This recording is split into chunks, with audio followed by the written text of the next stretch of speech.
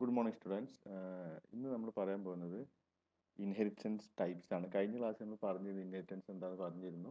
Inheritance പറഞ്ഞാൽ existing ക്ലാസിൻ്റെ properties ഉപയോഗിച്ചുകൊണ്ട് പുതിയൊരു ക്ലാസ് ക്രിയേറ്റ് ചെയ്യുന്ന ഒരു സിസ്റ്റമാണ്. നമുക്ക് ഓൾറെഡി എക്സിസ്റ്റ് ചെയ്യുന്ന ക്ലാസിൻ്റെ പ്രോപ്പർട്ടീസൊക്കെ അതും ഉണ്ടാവും. പുതുതായിട്ട് ക്രിയേറ്റ് ചെയ്യുന്ന ക്ലാസിൻ്റെ പ്രോപ്പർട്ടി എക്സ്ട്രാ അഡീഷണൽ ആയിട്ട് നമുക്ക് ഫീച്ചേഴ്സ് പ്രോപ്പർട്ടീസൊക്കെ കൊടുക്കാം. അതാണ് ഇൻഹെറിറ്റൻസ് എന്ന് പറയുന്നത്. അപ്പോൾ deriving an new class from an existing class, അതാണ് ഇൻഹെറിറ്റൻസ് പറഞ്ഞത്. അപ്പോൾ ഈ ഡിറൈവ് ചെയ്യാന്ന് പറഞ്ഞാൽ ഓൾറെഡി ഉള്ളതിന്റെ പ്രോപ്പർട്ടീസ് കൂടി ചേർത്തിട്ടാണ് ഉണ്ടാക്കുന്നത്. അതാണ് ഇത് മനസ്സിലാക്കാനുള്ളത്. അപ്പോൾ ഇൻഹെറിറ്റൻസ് ചെയ്യുമ്പോൾ പല രീതിയിൽ ചെയ്യാൻ പറ്റും. പല ടൈപ്സ് ഇൻഹെറിറ്റൻസ് ഉണ്ട്. അപ്പോൾ ടൈപ്സ് ഓഫ് ഇൻഹെറിറ്റൻസ് എന്ന് പറഞ്ഞിട്ട് inheritance and types of inheritance അധികം അങ്ങനെ എസ് എ ക്വസ്റ്റ്യൻസ് ആയി എക്സാമിൽ ചോദിക്കാറുണ്ട്. ഇൻഹെറിറ്റൻസ് എന്താണ്, അതിൽ ടൈപ്സ് എന്താണ്. അപ്പോൾ അതിന്റെ ഡയഗ്രം അടക്കം വരച്ചിട്ടാണ് നിങ്ങൾ എഴുതേണ്ടത്. അപ്പോൾ അതിൽ ഫസ്റ്റ് വരുന്ന ടൈപ്പ് സിംഗിൾ ഇൻഹെറിറ്റൻസ് ആണ്. പിന്നെ multiple inheritance, multi level inheritance, hierarchical inheritance, hybrid inheritance. അതിൽ ഈ മൾട്ടിപ്പിൾ രണ്ടാമത്തെ മൾട്ടിപ്പിൾ ത്രൂ ഇന്റർഫേസ്, അത് ചെറിയൊരു വ്യത്യാസമുണ്ട്. നമ്മൾ CPP ചെയ്യുന്ന C++ പോലെ മൾട്ടിപ്പിൾ ഇൻഹെറിറ്റൻസ് ചെയ്യാൻ ജാവയിൽ പറ്റില്ല. അപ്പോൾ ഇന്റർഫേസ് എന്ന് പറഞ്ഞൊരു സംഭവം ഉപയോഗിച്ചിട്ട് നമുക്ക് ചെയ്യാൻ പറ്റുകയുള്ളൂ. അതുപോലെ ഹൈബ്രിഡിലും ഇന്റർഫേസ് ആവശ്യമായിട്ട് വരും. ഇനി ഓരോ ടൈപ്സ് നോക്കാം. ഫസ്റ്റ് സിംഗിൾ ഇൻഹെറിറ്റൻസ് ആണ്. ഇവിടെ ഒരു ഇൻഹെറിറ്റൻസ് എന്ന് പറയുന്നത് ആ ഒരു ആക്ഷൻ നടക്കുന്ന ഒറ്റ പ്രാവശ്യം നടക്കും. അതിൽ ഒരു ക്ലാസ്സും മറ്റൊരു ക്ലാസ്സും തമ്മിൽ ഉള്ളൂ. അപ്പോൾ ഒരു സിംഗിൾ ക്ലാസ്സിൽ നിന്ന് ഒരു സിംഗിൾ ചൈൽഡ് ക്ലാസ് ഡിറൈവ്, അല്ലെങ്കിൽ സിംഗിൾ എക്സിസ്റ്റിംഗ് ക്ലാസ്സിൽ നിന്ന് ഒരു സിംഗിൾ ഡിറൈവ്ഡ് ക്ലാസ് ഉണ്ടാക്കുന്നതിനാണ് സിംഗിൾ ഇൻഹെറിറ്റൻസ് എന്ന് പറയുന്നത്.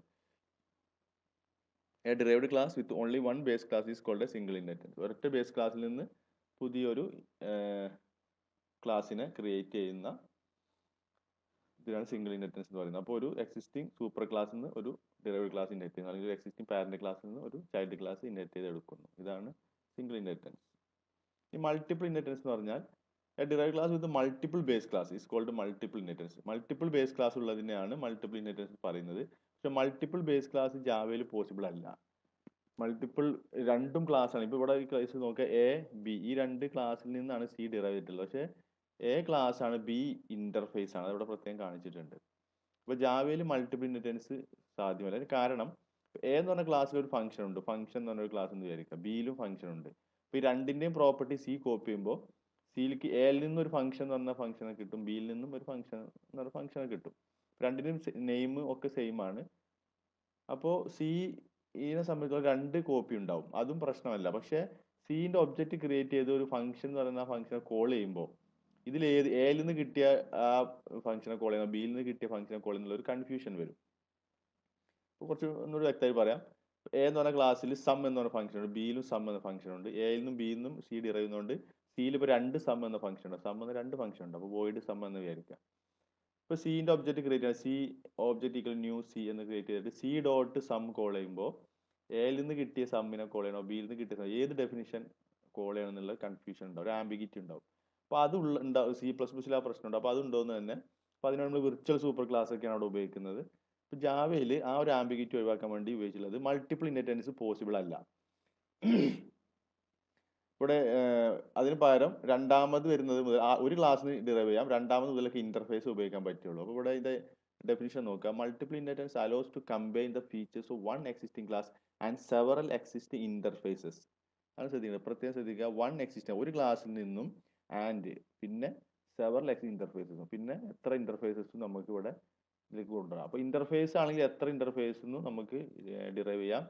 ക്ലാസ് ഒന്നേ പറ്റുള്ളൂ four defining A new class. അതാണ് മൾട്ടിപ്പിൾ ഇൻഹെറിറ്റൻസ്. ജാവയിലെ മൾട്ടിപ്പിൾ ഇൻഹെറിറ്റൻസ് എന്ന് പറയുന്നതാണ്. അപ്പോൾ രണ്ട് ക്ലാസ്സിൽ നിന്ന് ഒരു ക്ലാസ് ഡിറൈവ് ചെയ്യുക എന്നുള്ളത് ജാവയിൽ പോസിബിൾ അല്ല. അതിന്റെ ഡെഫിനിഷൻ പറയുമ്പോൾ നമ്മൾ ഇങ്ങനെ പറയും, a derive class with multiple base class is called multiple inheritance എന്ന് നമ്മൾ പറയും. ജാവയിൽ മൾട്ടിപ്പിൾ ഇൻഹെറിറ്റൻസ് അലൗഡ് അല്ല.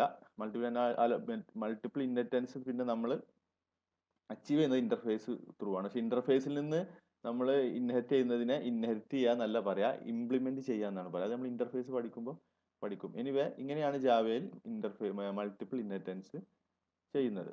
മൾട്ടിപ്പിൾ ഇൻഹെറിറ്റൻസ് പറഞ്ഞാൽ ഒന്നിൽ കൂടുതൽ ബേസ് ക്ലാസ്സസ് ഉണ്ടാവും. അതിൽ ജാവന്റെ കേസിൽ ഒന്നിൽ കൂടുതൽ ബേസ് ക്ലാസ് ഓർ ഇന്റർഫേസ് ഉണ്ടാവും.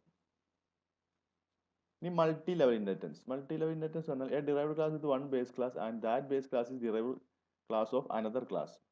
ഇപ്പോൾ ഇവിടെ ഈ പിക്ചർ ശ്രദ്ധിക്കുക. സി എന്ന് പറയുന്ന ക്ലാസ് ബിയിൽ നിന്നാണ് ഡിറൈവ് ചെയ്തിട്ടുള്ളത്. പക്ഷെ ബി എന്ന് പറയുന്നത് മറ്റൊരു ക്ലാസ് ഡിറൈവ് എടുത്താണ്. ഇപ്പോൾ ഇവിടെ മൾട്ടിപ്പിൾ ലെവൽസ് ആണ്. ഇതൊരു ലെവൽ രണ്ടാമത്തെ ലെവൽ 3, അങ്ങനെ 3 ലെവൽസ് ഇവിടെ വന്നു. ഇങ്ങനെയുള്ളതാണ് മൾട്ടി ലെവൽ എന്ന് പറയുന്നത്. അപ്പോൾ ജാവയിൽ ഇത് പോസിബിൾ ആണ്. മൾട്ടിപ്പിൾ ഇൻഹെറിറ്റൻസിന്റെ കേസ് വരരുത് മാത്രമേ ഉള്ളൂ. ഇങ്ങനെ എത്ര ലെവൽസും ക്രിയേറ്റ് ചെയ്യാൻ പറ്റും. അപ്പോൾ in multi level inheritance the class in between the upper and lower class, upper ക്ലാസിന്റെയും ലോവർ ക്ലാസ് ഇടയിലെ ക്ലാസ്സിനെ ഇന്റർമീഡിയറ്റ് ക്ലാസ് എന്ന് പറയും. ഇതാണ് ഇന്റർമീഡിയറ്റ് ക്ലാസ്. അപ്പോൾ ഇവിടെ എ എന്ന് പറയുന്നതാണ് സൂപ്പർ മോസ്റ്റ് ക്ലാസ്, പിന്നെ അതിൻ്റെ ഇന്റർമീഡിയറ്റ് ക്ലാസ് ബി, അതിന്റെ ചൈൽഡ് ക്ലാസ് ആണ് സി. അപ്പോൾ class C is derived from B and B is derived from A. ഇങ്ങനെ അപ്പോൾ എ എന്ന് പറയുന്ന ക്ലാസ് ഇൻഡിപെൻഡൻ്റ് ആയി നിൽക്കുന്ന ക്ലാസ് ആണ്. അതിന് എന്റെ പ്രോപ്പർട്ടീസ് മാത്രമേ ഉണ്ടാവുള്ളൂ. ബിയെ സംബന്ധിച്ചിടത്തോളം ബിക്ക് ബിയുടെ സ്വന്തമായ പ്രോപ്പർട്ടീസിന് കൂടാതെ എയിൽ നിന്ന് കോപ്പി ചെയ്ത പ്രോപ്പർട്ടീസ് കൂടെ ഉണ്ടാവും. സിയെ സംബന്ധിച്ചിടത്തോളം സിക്ക് സിയുടെ പ്രോപ്പർട്ടീസ് പ്ലസ് ബിന്റെ പ്രോപ്പർട്ടീസ് കൂടെ ഉണ്ടാവും. സിയെ സംബന്ധിച്ച് ബി എന്ന ക്ലാസ്സിനെ കുറിച്ച് സിക്ക് അറിയുള്ളൂ. എ എന്ന് പറഞ്ഞാൽ അതിൻ്റെ ഒരു പാരൽ ക്ലാസ് ഉള്ളത് സിക്ക് അറിയില്ല. ബിയിലെ പ്രോപ്പർട്ടീസ് അത് ബിന്റെ സ്വന്തമാണോ പാരലിൽ നിന്ന് കിട്ടിയാണെന്നൊന്നും സിക്ക് അറിയില്ല. എനിവേ ഇൻ എഫക്റ്റ് സിയെ സംബന്ധിച്ചിടത്തോളം ബിന്റെ പ്രോപ്പർട്ടി എയിൽ നിന്ന് ബി എടുത്ത പ്രോപ്പർട്ടി എല്ലാം അടക്കമായിരിക്കും സിക്ക് ഉണ്ടാവുക. പിന്നെ ഹൈറാർക്കിക്കൽ ഇൻഹെറിറ്റൻസ് ആണ് നെക്സ്റ്റ് ടൈപ്പ്. ഹൈറാർക്കി എന്ന് പറയുന്നത് ഒരു ഹൈറാർക്കിക്കൽ ഡിസൈൻ. ഇപ്പൊ ഈ കാണുന്ന ഹൈറാർക്കിക്കൽ ഡിസൈൻ, ഇപ്പൊ ഏറ്റവും ടോപ്പിൽ ഒരാൾ, അതിന്റെ കീഴിൽ കുറെ പേര് ഇങ്ങനെ വരുന്നതാണ് ഹൈറാർക്കിക്കൽ ഡിസൈൻ എന്ന് പറയുന്നത്. ഇപ്പോൾ നമ്മളൊരു കമ്പനി അല്ലെങ്കിൽ കോളേജ് ഒക്കെ നോക്കിക്കഴിഞ്ഞാൽ നമുക്ക് ഈ ഒരു ഡിസൈൻ കാണാൻ പറ്റും. ഇപ്പോൾ ഏറ്റവും ടോപ്പിൽ സിഇഒ ആയിരിക്കും ഒരു കമ്പനിയെ സംബന്ധിച്ചോളം, ചീഫ് എക്സിക്യൂട്ടീവ് ഓഫീസർ. അയാളുടെ കീഴിൽ കുറെ എക്സിക്യൂട്ടീവ് ഓഫീസേഴ്സ് ഉണ്ടാവും. പിന്നെ അതിന്റെ കീഴിൽ മിഡിൽ ലെവൽ മാനേജേഴ്സ് ഉണ്ടാവും. അങ്ങനെ താഴോട്ട് പോകും. അപ്പോൾ ടോപ്പിൽ വരുമ്പോൾ ഒരാളെ ഉണ്ടാവും, ഒരു പിരമിഡ് പോലെ ആയിരിക്കും. മുകളിലേക്ക് വരുമ്പോൾ കുറെ താഴോട്ട് ഇങ്ങനെ പിരമിഡ് ഷേപ്പാണ് ഹൈറാർക്കിക്കൽ ഇന്റർഫേസ് എന്ന് പറയുന്നത്. അപ്പോൾ നമ്മുടെ ഗവൺമെന്റ് ഒക്കെ നോക്കിയാൽ അങ്ങനെ തന്നെ. ഇപ്പോൾ ഏറ്റവും മുകളിൽ ഇപ്പോൾ ഇലക്റ്റഡ് മെമ്പേഴ്സിനെ നോക്കുകയാണെങ്കിൽ ഏറ്റവും മുകളിൽ പ്രധാനമന്ത്രി, അതിന്റെ താഴെ പിന്നെ മുഖ്യമന്ത്രിമാർ, അവരുടെ താഴെ അങ്ങനെ MLA മാർ, അങ്ങനെയാണ് പോകുന്നത്. അതിപ്പോൾ സ്റ്റേറ്റ് നോക്കുകയാണെങ്കിൽ മുഖ്യമന്ത്രി, താഴെ MLA, അങ്ങനെ അവരുടെ താഴെ പിന്നെ താലൂക്ക്, അങ്ങനെ നമ്മൾ വിഭജിച്ചിട്ടുണ്ട്. അപ്പോൾ അങ്ങനെയുള്ള ഒരു ഹൈറാർക്കിയാണ്. ഹൈറാർക്കി എന്നാൽ ശ്രേണി എന്നാണ് അർത്ഥം. ശ്രേണി, അതിങ്ങനെ തട്ടുകളായിട്ടുള്ള അതിനാണ് ശ്രേണി എന്ന് പറയുന്നത്.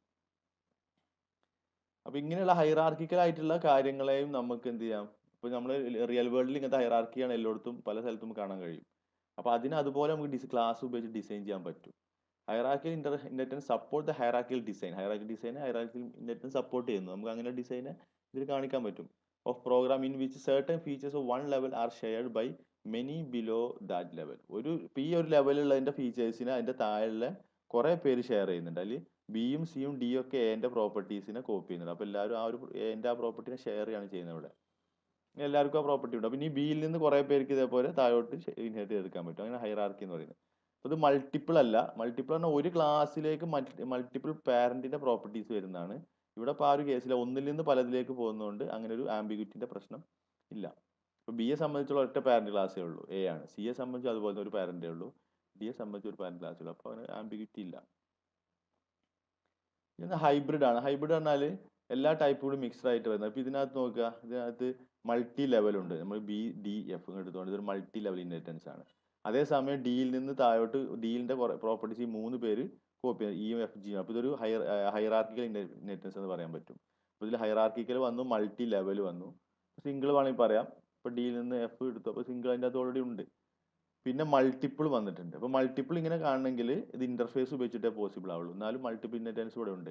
അപ്പോൾ പല ടൈപ്പ് ഓഫ് ഇൻഹെറിറ്റൻസ് കൂടി ആവശ്യമായിട്ട് വരുന്ന ഒരു ഡിസൈനാണ് നമ്മൾ ഹൈബ്രിഡ് ഇൻഹെറിറ്റൻസ്. അപ്പൊ ഇതും പോസിബിൾ ആണ്. ഒറ്റ കാര്യമുള്ളൂ, മൾട്ടിപ്പിൾ ഇൻഹെറിറ്റൻസ് എന്നുള്ള കേസ് വരുമ്പോൾ അവിടെ ഇന്റർഫേസ് ഉപയോഗിക്കേണ്ടി വരും. ഇന്റർഫേസിന് ഇപ്പോൾ ക്ലാസിന്റെ അതേപോലത്തെ എല്ലാ പ്രോപ്പർട്ടീസും ഇല്ല, എന്നാൽ യൂസ്ഫുൾ ആണ്. ഇത്രയാണ് ടൈപ്സ് ഓഫ് ഇൻഹെറിറ്റൻസ് എന്ന് പറയുന്നത്.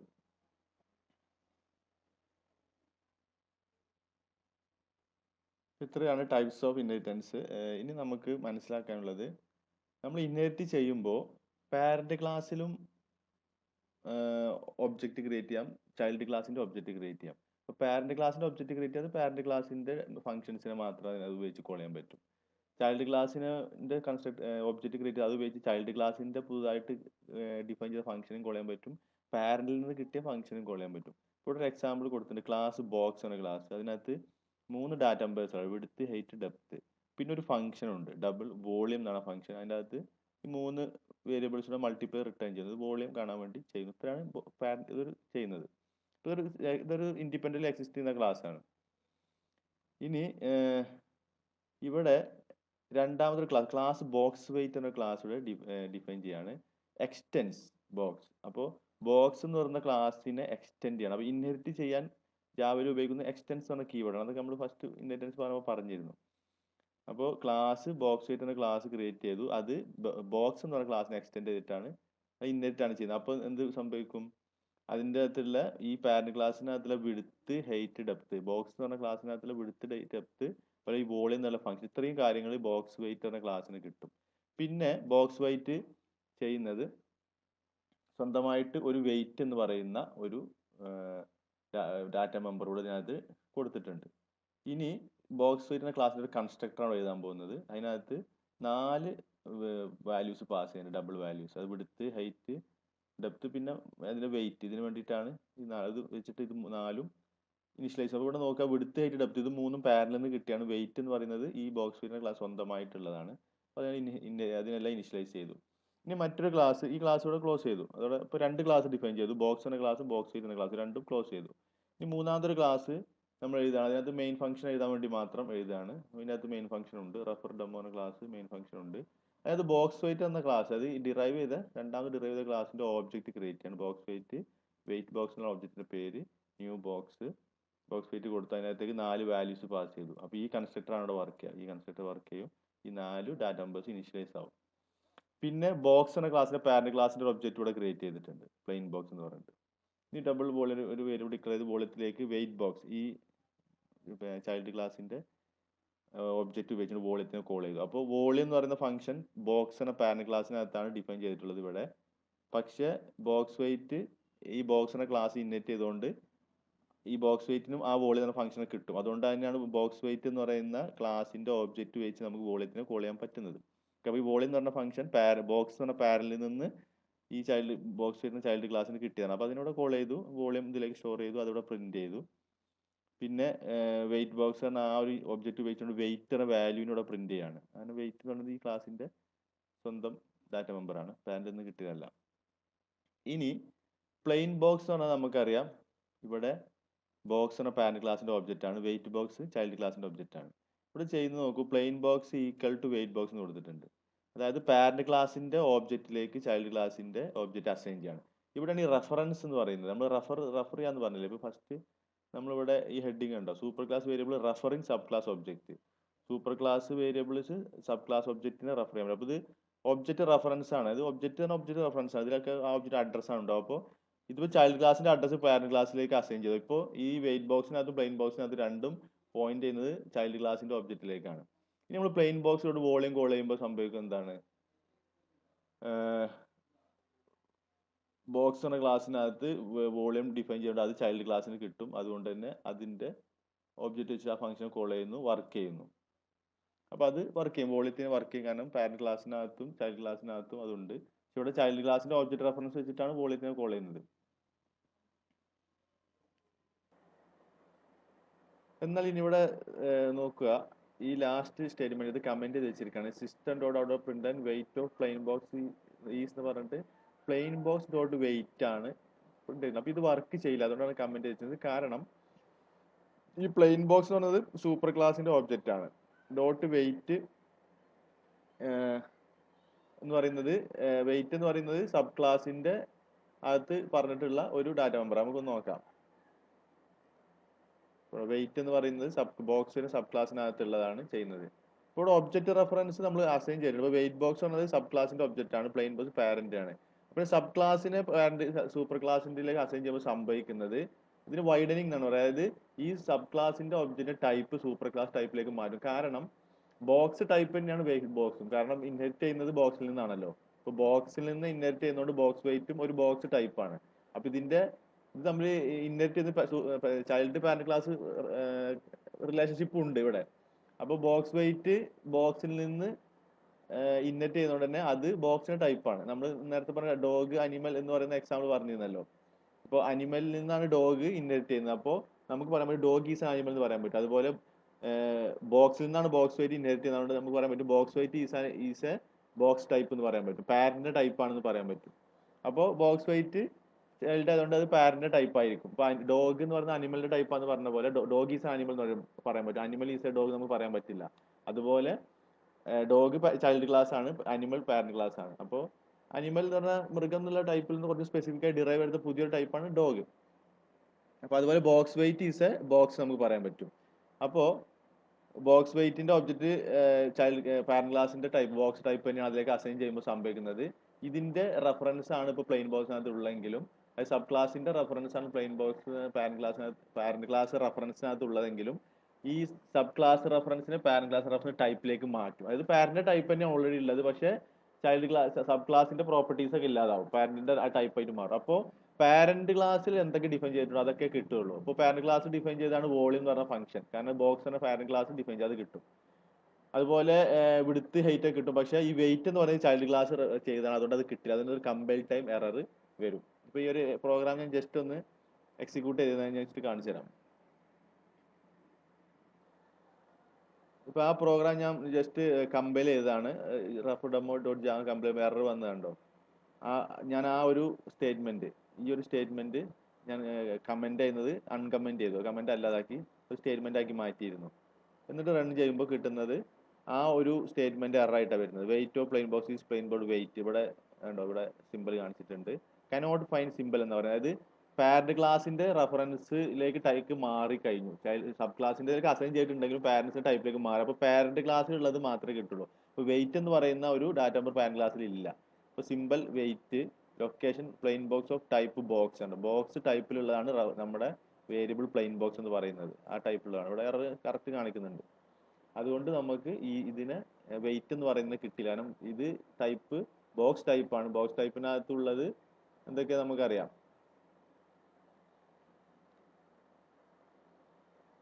ബോക്സ് എന്ന് പറയുന്ന ടൈപ്പിനകത്ത് ഉണ്ടോ, ബോക്സിന് വിഡ്ത്ത് ഹൈറ്റ് ഡെപ്ത് വെയിറ്റ് ഇല്ല, അതുകൊണ്ട് തന്നെ അത് കിട്ടില്ല. ഇതാണ് ഇവിടെ സംഭവം. അപ്പൊ ഈ റെഫറൻസ് തിരിച്ചും അങ്ങോട്ടും ഇടാൻ പറ്റും, അപ്പോൾ അതിനെ നാരോയിങ് എന്നാണ് പറയാം. അപ്പൊ അത് വേറെ പ്രവർത്തിക്കണം. അപ്പൊ അതൊക്കെ നമുക്ക് വളരെ അപൂർവം കേസിലൊക്കെ ആവശ്യമുള്ളൂ, പക്ഷെ ഇങ്ങനെ നമുക്ക് ചെയ്യാൻ പറ്റും എന്ന് മനസ്സിലാക്കാനാണ് ഈ പ്രോഗ്രാം ഞാൻ കാണിച്ചത്.